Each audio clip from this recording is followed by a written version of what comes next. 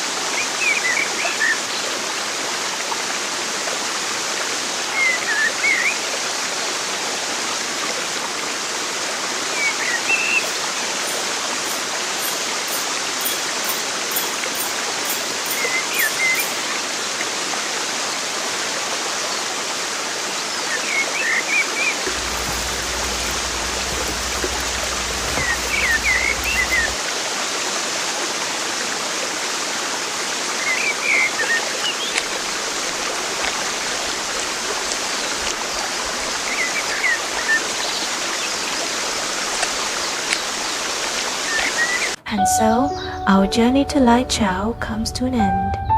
We wandered through misty mountains, listened to clear streams, discovered the simple beauty of bamboo basket weaving, and tasted the fresh, earthy flavors of fern salad.